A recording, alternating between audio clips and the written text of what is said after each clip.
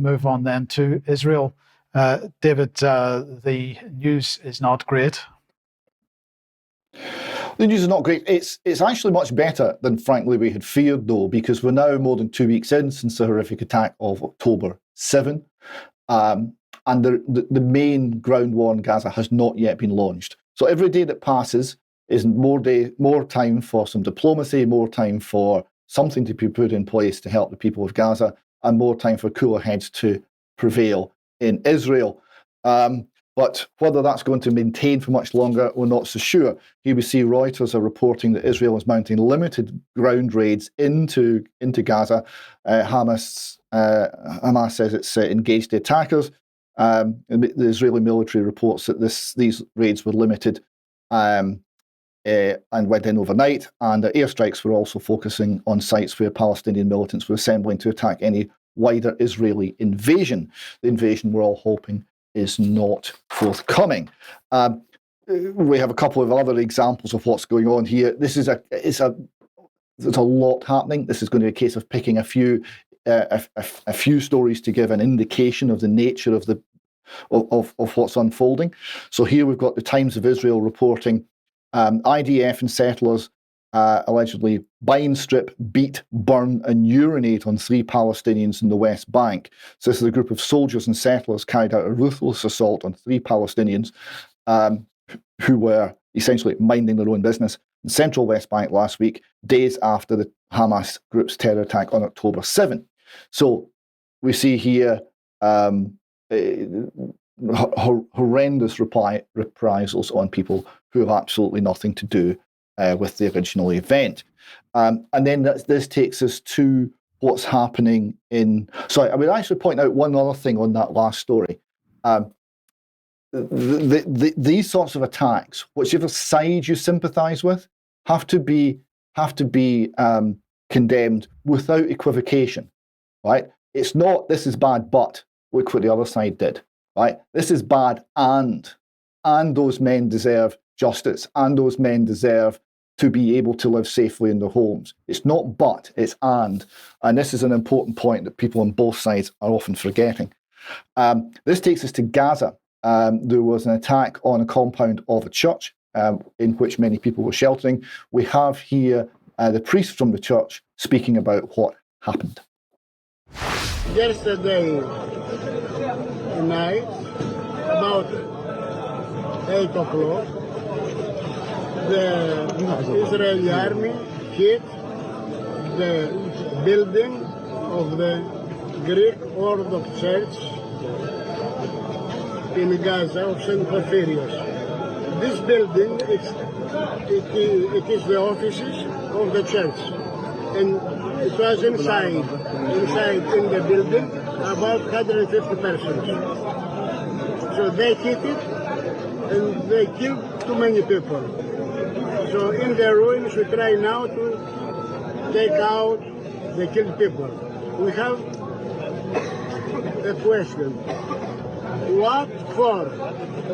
What for they killed innocent people, children, babies, old people, sick people who had come in the church to have the protection?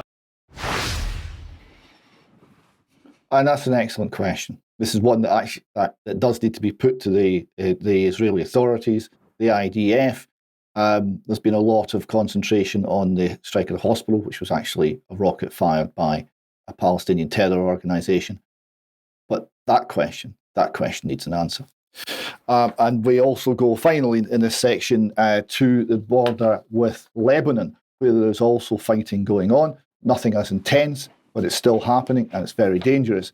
Here we see Lieutenant Colonel Alim Abdallah, age 40, a Druze commander in the IDF. He's been killed near Lebanon and fighting to defend his country from Hezbollah attacks. It says Abdallah, a married father of 3, hailed from a northern Druze village and had been in the military for close to 23 years. His cousin, Fahed Abdullah means slave of Allah, so there's more to this than people often pretend, said Alim was cut above the rest, a huge loss for his family and for the Druze community and for the IDF.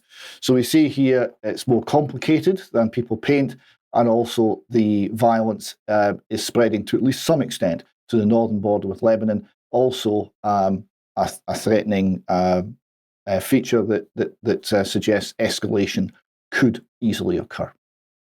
And I just wanted, David, to finally mention the issue of the aid convoys. Now, I believe there are 2 have finally got through, but even so, the amount of relief which is getting through is, to say it's woefully inadequate doesn't even scratch the surface. So the first aid convoy, I believe, contained 44,000 bottles of water, which the UN here is suggesting or UNICEF was suggesting was just enough for 22,000 people for a single day. So, in other words, basically nothing.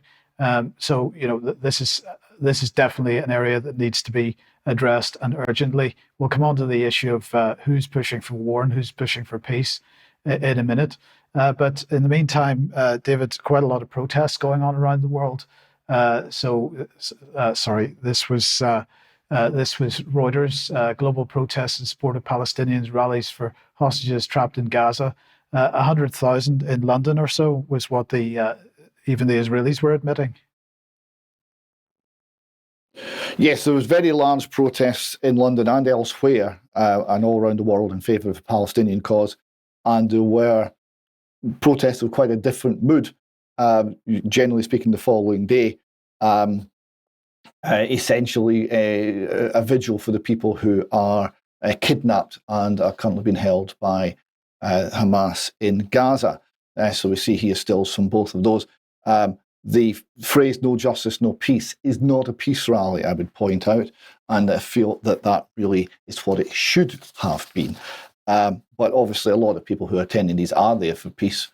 But there are many other voices, and we'll come to 1 or 2 of them, who are saying things which are much more dangerous. But don't worry, Greta Thunberg, Greta's here to lead everybody into the path of righteousness. She stands with Gaza and climate justice. So there we go, these things are related. And she got into a bit of trouble here because the little cuddly toy there, that's a thing to signal her emotional state because she's got autism. But it's an octopus, and an octopus is an anti-Semitic trope used by the Nazis. So she was accused of being an anti-Semite and virtue signaling to other Nazis who hate Jews with her little octopus. So she had to pull the tweet that shows that if you've got people who actually know nothing about the subject area and maybe have mental health problems, it's maybe not the best people to be leading the world's discourse on this. But I feel quite sorry for her nonetheless, stumbling into that one unaware. And some of the protests have had worrying signs. So here we see, I think, I understand a Norwegian student in Warsaw holding up a sign saying, "Keep the world clean," by binning Israel or binning the Jews. It's not entirely clear what she means. That's a bit worrying because that's essentially the Hitlerian position on this. And we're seeing people duped and deceived into adopting positions which are very, very harmful, and if followed through upon, would be catastrophic. I've got an example here of a man in a British protest in favour of the Palestinians talking about destroying Israel as a solution. The only way there will be peace is until Israeli apartheid is smashed. The only way there will be peace is if Israel is torn down from the ground up, and the Palestinians have the right win back their right to self-determination, and fight racism, fight imperialism. Will be on the streets every week, every day, every year, until Palestine is free from the river to the sea. That is what from the river to the sea means. It means there is no Israel, because there can be no peace while there is an Israel. So essentially the position here is the solution to what he perceives as genocide is more genocide because it's okay when we do it.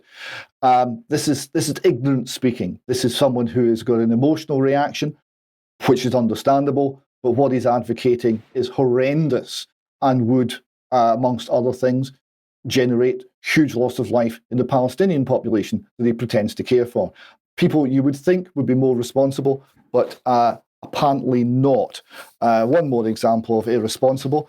Here we have a smiling teenager holding a sign. Zionism is the new Nazism. Really, it's not. We might explore why she thinks it is in extra time. Zionism and Nazism are both nationalist movements. There's some similarity. There are many nationalist movements in the world. Nazism was something a little bit different.